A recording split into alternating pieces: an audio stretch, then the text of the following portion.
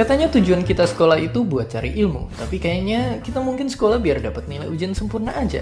Alasannya biar disayang orang tua lah, masuk sekolah favorit lah, biar ujung-ujungnya kita dapat jodoh bagus atau kerjaan yang bikin cepet kaya lah. Tapi seperti biasa, kita pasti suka mikir gimana caranya dapat untung sebesar-besarnya dengan usaha sekecil-kecilnya.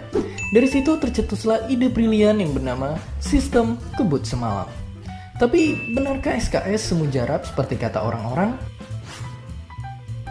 Pada dasarnya, SKS merupakan sebuah metode yang mirip-mirip teks proklamasi kemerdekaan Indonesia, di mana porsi kerjaan untuk jangka waktu tertentu diselenggarakan dalam tempo yang sesingkat-singkatnya. Tapi bedanya SKS cuma diselenggarakan semalam saja, persis seperti Bandung Bondowoso waktu bikin Candi Prambanan. Biasanya orang yang paling ahli melakukan SKS adalah mereka yang tergolong sebagai penunda. Untuk tahu apakah kamu seorang penunda, coba perhatikan dua grafik ini. Kalau kamu lebih akrab dengan grafik yang ini, maka selamat, kamu termasuk kategori penunda.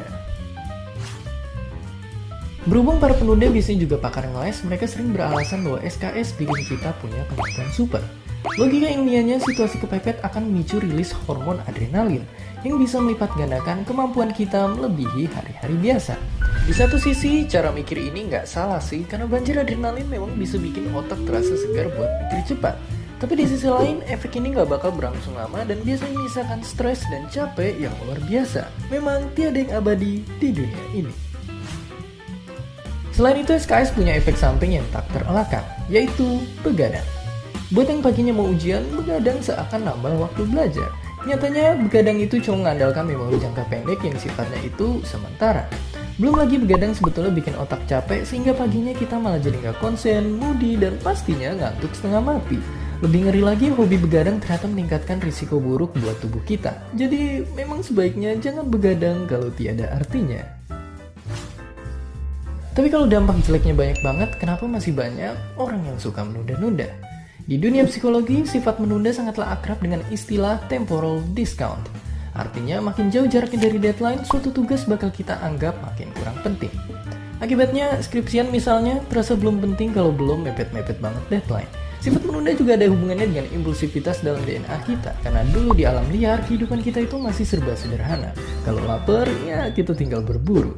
Urusan hari itu ya dipikirkan saat itu juga. Tapi makin kompleks kehidupan manusia, makin banyak kebutuhan yang mau gak mau harus kita rencanakan jauh-jauh hari. Cuma praktiknya, impulsivitas prasejarah kita ini memang masih suka kumat-kumatan. Pokoknya selalu saja ada alasan kalau sesuatu belum mengancam nyawa atau gengsi kita.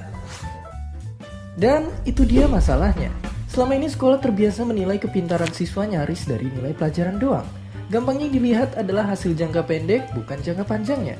Akhirnya wajar saja kalau kita juga jadi gampang menyerah pada kesenangan sesaat tanpa memikirkan apa akibatnya di kemudian hari.